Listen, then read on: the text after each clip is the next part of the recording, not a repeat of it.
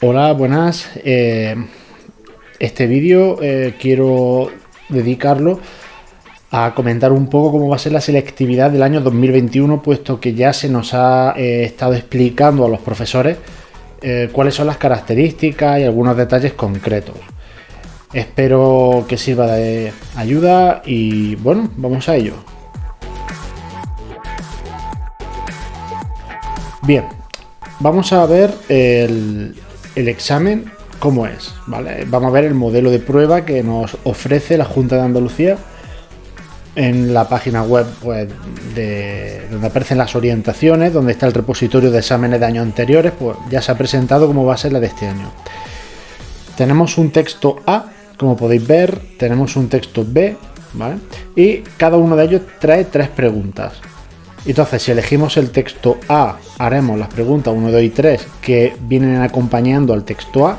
Si cogemos el texto B, haremos las 3 preguntas correspondientes al texto B. Esas características ahora veremos cuáles son, ¿vale? Después viene el texto, el bloque B, donde se nos presentan estas 4 preguntas. La pregunta 4, que sería desglosada en la 4A y 4B, y la 5 igual A y B. En esto, estas preguntas no cambian desde hace muchos años, ¿vale? Lo que ha cambiado es el hecho de que hasta hace 2 años, si escogías un texto, tenías que hacer todas las preguntas que aparecían con ese texto, y si cogías el otro, pues todas las del otro texto. Eso incluían también las preguntas 4 y 5. Ya no es así. Ahora ya las 4 y 5 se nos ofrecen más opciones. Digamos que se nos ofrecen, bueno, sí, más incluso que si juntásemos las opciones que se presentaban en años anteriores, si las juntáramos, y además se ofrecen a todos los alumnos las mismas opciones. Por tanto, el bloque B es común para todos. La pregunta 4A es la que tiene que ver con sintaxis, la 4B tiene que ver con morfología, la 5A con historia de la literatura y la 5B con, digamos, crítica literaria, porque es aplicado lo que sabemos de la historia de la literatura un poco, pues, a la obra concreta. Vamos a ver las características, ¿vale? A continuación. Bien, vamos a comprobar que se está viendo, ¿vale? Yo creo que sí. Vamos a ver las preguntas desde el principio. Venga. La pregunta 1 no cambia. Vamos a tener en cuenta que cuenta 1,5 puntos del examen, del total, dividido la puntuación en estos 3 ítems o criterios. Si identificamos las ideas 0,5, la exposición 0,5 y la indicación 0,5. Yo creo que no queda muy claro cómo está expresado. Al final esto se reduce a que si tú estableces primero una identificación de ideas expresadas en forma de oración afirmativa, y a continuación haces el esquema como se suele trabajar en el instituto, como estaréis trabajando en los institutos, porque me imagino que esto es una cosa porque no se deja, ¿no? Esto es una cosa que se trabaja continuamente.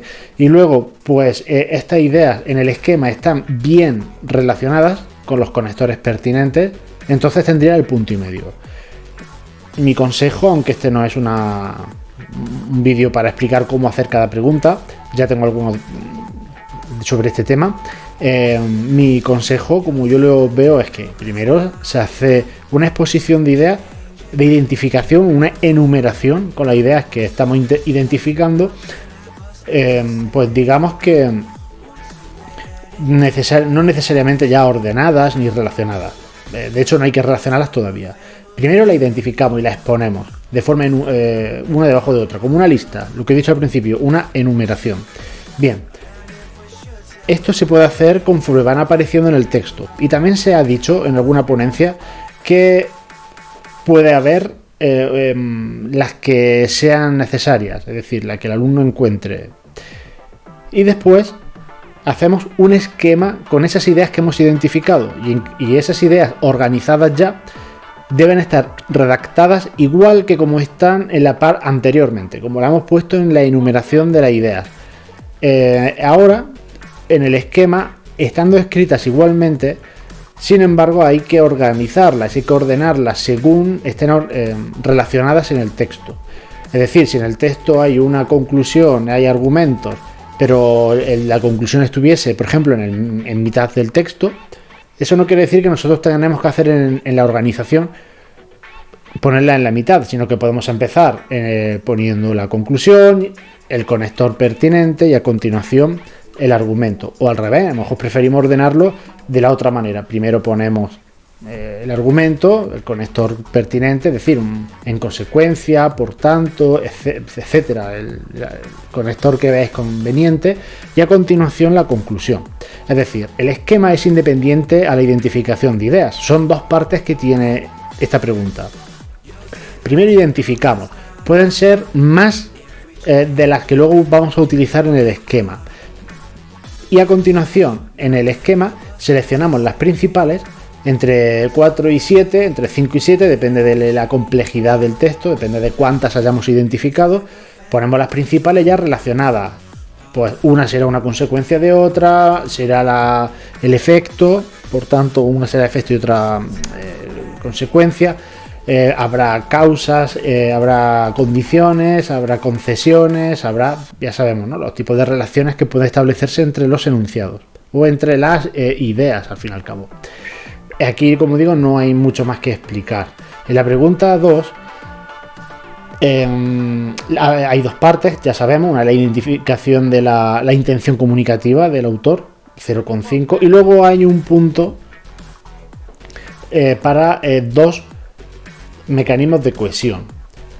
Bien, aquí lo que hay que comentar, lo que hay que tener en cuenta es que no basta con decir que hay una elipsis, sino que hay que decir en qué línea está, el tipo que es. Podríamos empezar mejor al revés. Primero identificamos, oye, pues hemos visto una elipsis que pertenece a la clase de los mecanismos de cohesión, del mantenimiento del referente. Bueno, ya pues del tipo de subtipo que cada clasificación establezca, pues gramatical o lo que sea. Y luego ponemos la línea en la que aparece la elipsis, por ejemplo, o el sinónimo, o el antónimo, ¿vale? No sé, la recurrencia léxica, aquello que estamos viendo. Y después ponemos el ejemplo concreto. Y después ponemos una explicación de cómo porque fijaos que dice de cómo, ¿vale?, que se tendrá en cuenta el comentario. Hay que explicar cómo funciona en este caso este mecanismo de cohesión. Bueno, las clasificaciones normalmente establecen dos: el del mantenimiento del referente y el del articulador del discurso. Aunque podamos hacer un comentario muy concreto de ese mecanismo que estamos comentando, por ejemplo, pues haciendo referencia a alguna palabra clave y por tanto no está subrayando la importancia del concepto o cualquier cosa de esa, eso al final en realidad es como no es lo que está haciendo el mecanismo de cohesión. El mecanismo de cohesión, como funciona para digamos reforzar la coherencia, es otra cosa, es el hecho de que cuando aparece ese mecanismo de cohesión, una deixis, una sinonimia, una lo que sea, nos obliga a recuperar información previa, de modo que estamos conectando dos partes del texto.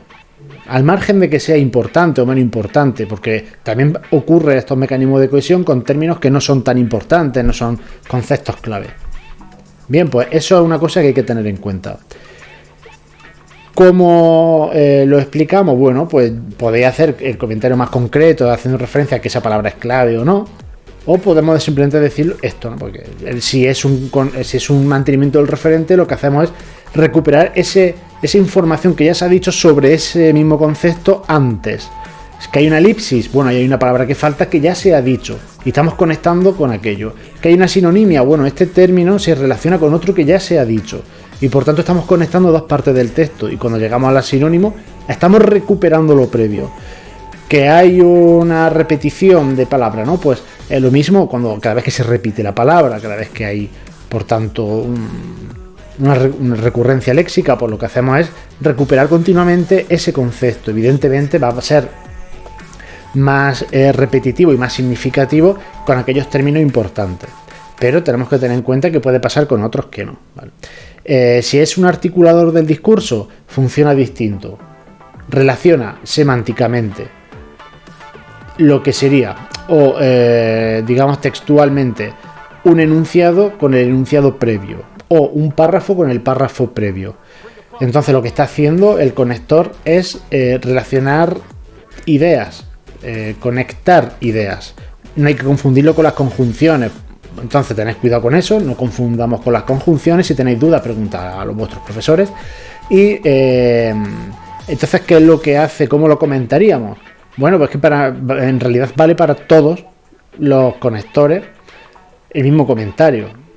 Lo que está haciendo es que aquella idea que se introduce a partir del conector se relaciona con la anterior en un sentido. El sentido la da el conector. Pues hay de adición, hay de contradicción, por decirlo de alguna forma, ¿no? No sé, pues ya podéis ver en la lista pues toda la cantidad de conectores posibles, ¿vale? Ordenadores del discurso, etcétera. Pues vosotros ya sabéis que según el tipo que sea, pues así relaciona las dos ideas. Y no habría que decir mucho más. Pero bueno, seguramente vuestros profesores os dan consejos pues, para que hagáis algo más concreto y más preciso, podríamos decir. En cuanto a otros tipos que aparecen dentro del articulador del discurso, por lo menos en el libro que yo estoy trabajando, aparece también una clasificación de marcadores del discurso. En realidad, creo que deberían llamarse operadores del discurso, porque en toda la bibliografía que yo he manejado siempre, los marcadores incluyen conectores y operadores. Y los conectores ya están fuera, ¿no? Ya aparecen como un grupo aparte, entonces ahora tocarían los operadores. Pero en cuanto a los operadores del discurso, yo no los trabajaría aquí. Yo en el examen no hablaría de esto, porque se puede meter la pata. Es preferible hablar de conectores y de mantenimiento del referente. De hecho, si cogéis uno de cada, es mejor que cogéis dos del mismo tipo. Dos conectores ya puede ser dudoso de si estáis cogiendo del mismo tipo o no. Eso yo creo que no está del todo claro. Y a lo mejor depende del corrector. En cuanto a los mantenimientos del referente, pues como hay deísticos, luego hay otros más léxicos y tal, pues a lo mejor ahí sí podéis jugar con eso, pero no cojáis dos deísticos, aunque sean deísticos diferentes. No cogéis dos sinónimos, aunque sean sinónimos diferentes. Coged que sean de tipos distintos, y si son, como digo, de un mantenimiento referente y un conector, muchísimo mejor, ¿vale? Decid el tipo lo más concreto que podáis, precisáis lo más que podáis, y luego en el comentario, ya sabéis, uno te obliga a recuperar información ya dicha, y si una catáfora te mantiene atento a la palabra a la que hace referencia, ¿vale? Y se conecta, y el conector relaciona semánticamente dos partes del texto. Hay que decir que el mantenimiento del referente debemos buscar sustantivos, ¿vale? Ahí no vaya a fallar. Como penséis que vais a acertar cogiendo dos adverbios o dos verbos, lo que sea, podéis meter la pata, porque normalmente lo que tiene referente son los sustantivos. Por tanto, cuidado con esto, ¿vale? Buscar sustantivos y que sean sustantivos importantes. La pregunta 3, pues se ha desglosado cómo se va a puntuar. Consejos de esta pregunta. Bueno, se puede superar las 250 palabras, aunque sea el límite superior. Se va a ser tolerante con algo más de 250 palabras. En gen en concreto pueden ser tolerantes incluso con 300, pero no más. Con 300 se puede ser tolerante, con 280, 270 es lo recomendable. Que hagáis un texto lo más redondo posible, y si lo termináis con 240, perfectísimo, porque está dentro de lo que se pide. Pero si os pasáis y llegáis a 280, no os pasa nada. Porque si el texto está bien, que no sea porque haya una repetición innecesaria, darle vuelta a un tema sin decir nada, eso no, eso puntúa negativamente si os pasáis, y por el simple hecho también de decir cosas que no tienen sentido. Porque fijaos que se va a valorar la idoneidad de la estructura. Eso significa que vaya a tener que establecer la idea de un modo que se vea claramente un texto argumentativo. Es decir, tiene que haber argumentos y tiene que haber una conclusión, y se tiene que introducir la conclusión marcando que es una conclusión, para que no quede duda de que ya estáis llegando a esa parte o que habéis empezado por ahí. Puede haber una introducción a modo de marco argumentativo, en fin, ya la estructura como estáis trabajando en clase. Pero tiene que verse muy clara. La argumentación y su desarrollo. Pues los argumentos tienen que estar bien.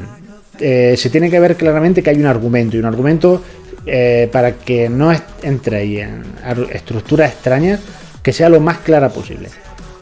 Si el argumento se presenta como una afirmación, que es lo normal, una idea, un enunciado en un modo enunciativo, afirmativo, indicativo, y después ponéis ejemplos, el argumento puede ser la cita de una persona, pues después tenéis que citar quién ha dicho esa idea.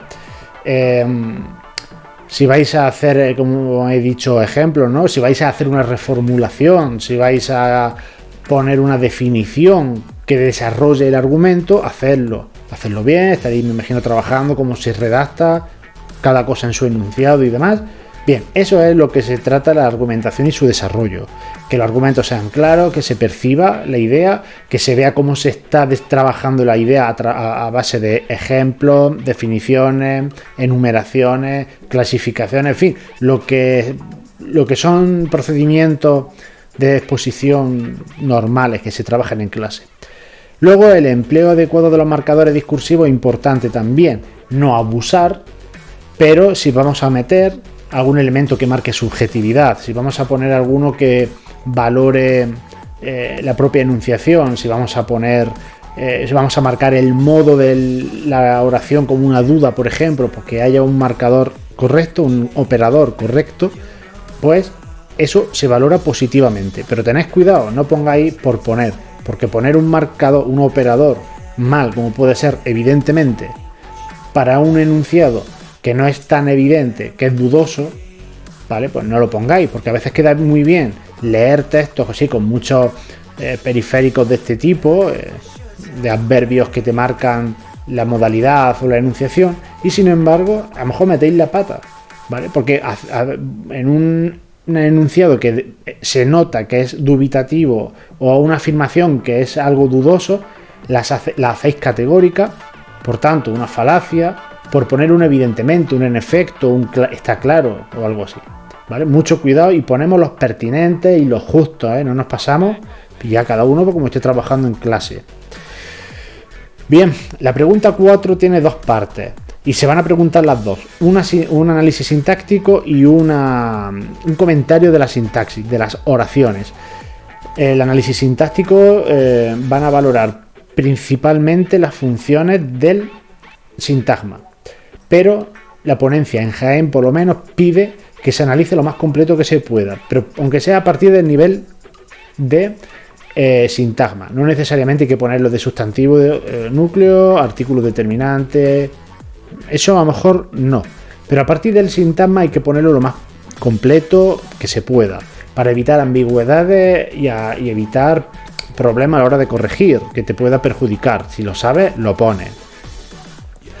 Y si lo haces bien, si un sintagma, si un complemento del adjetivo está dentro del sintagma adjetival al que corresponde, bien. Si está fuera, mal, aunque hayas puesto complemento del adjetivo, ¿vale? Porque se tiene que ver bien las relaciones sintácticas.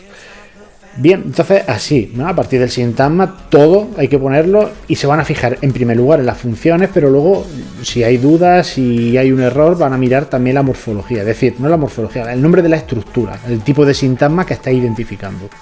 En cuanto al comentario de sintaxis, es sencillo.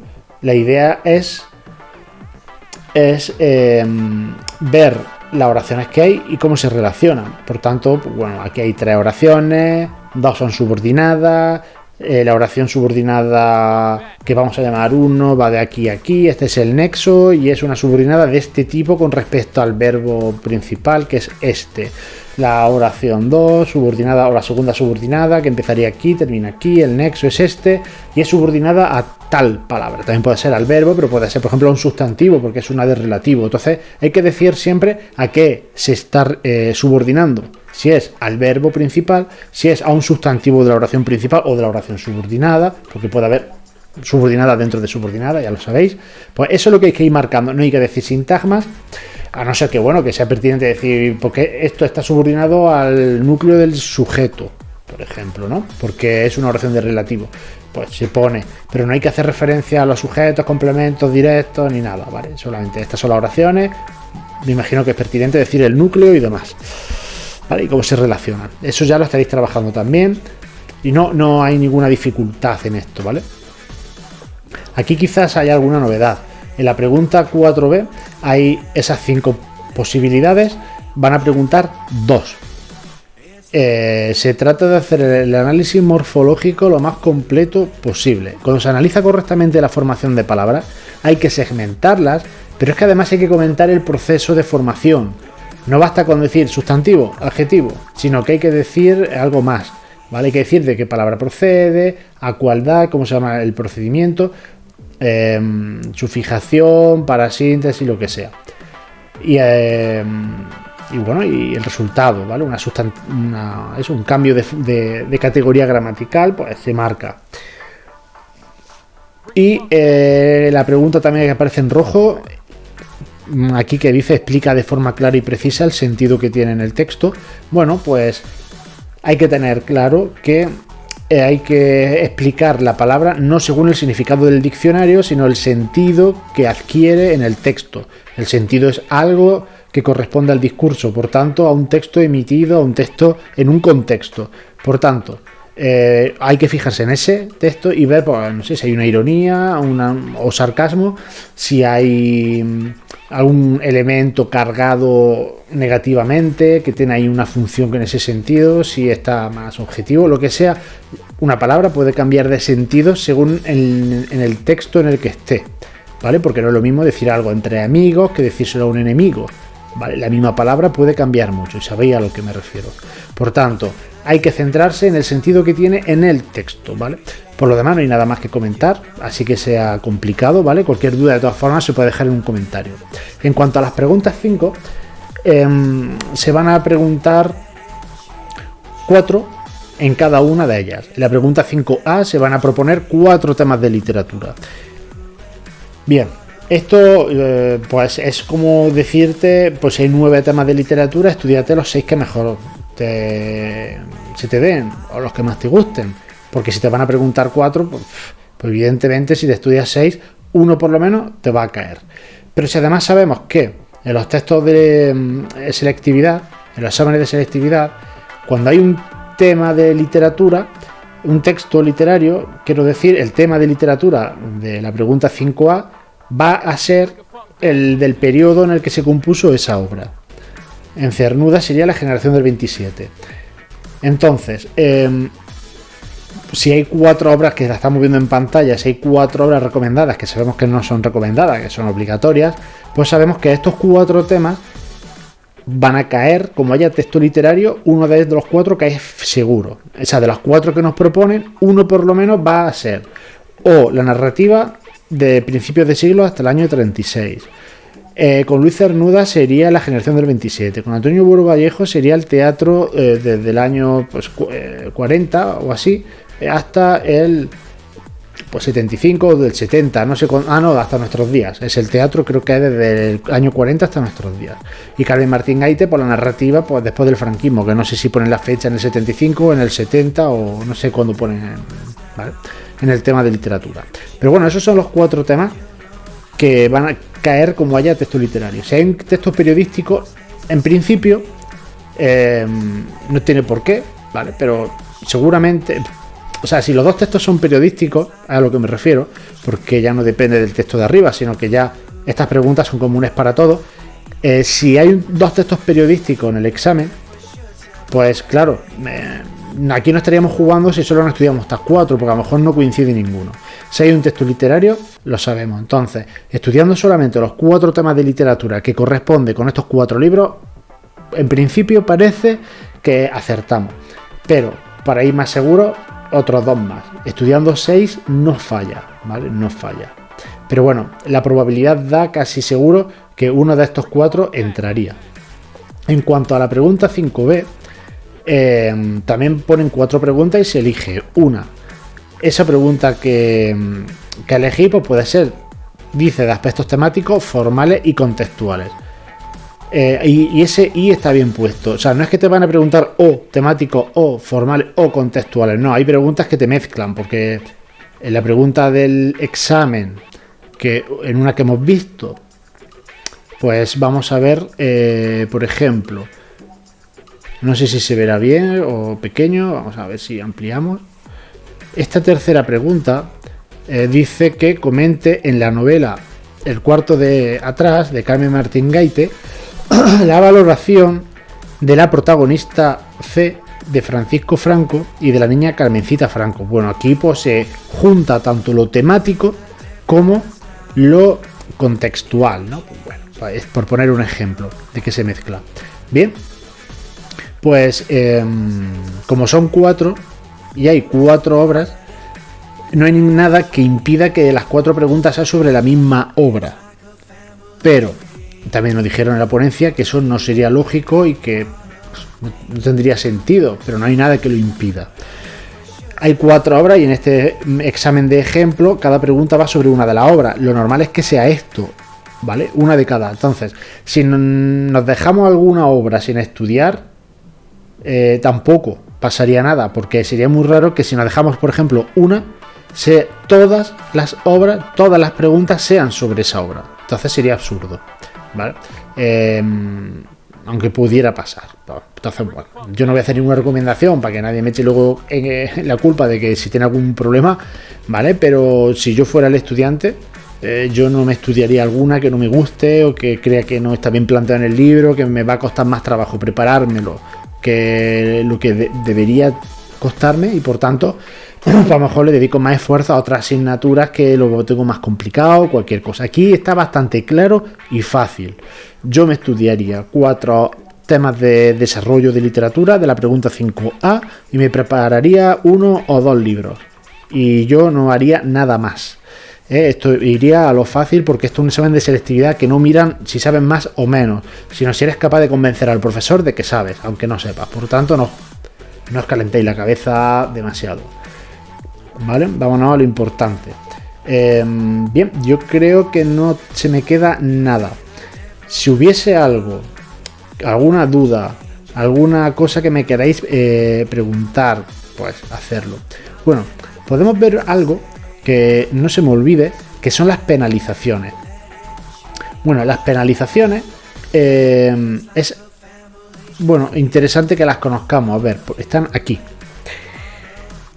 Las penalizaciones son un poco ridículas, ¿vale? Es decir, dice que por cada 3 faltas cometidas te quitan 0,25. O sea, puedes escribir el verbo haber con V o sin H hasta, por ejemplo, 5 veces y solo te quitarían 0,25 por ese error que supondría si la selectividad fuera una cosa seria, te quitarían pues no sé, te suspenderían el examen directamente, ¿no?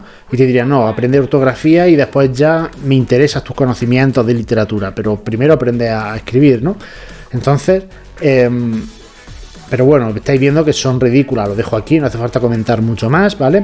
Los errores de coherencia yo entiendo que esto no se quita sobre este 0,75 en concreto, aunque en teoría es lo que se quita sobre la puntuación final, pero es que ya te lo están quitando cuando están corrigiendo el examen, ¿vale? Ahí se quita puntuación por falta de coherencia o por falta de cohesión. Entonces, ese 0,75 entiendo que se ejecutaría sobre la pregunta en sí, no tanto sobre la puntuación final, ¿vale? Pero no se sabe.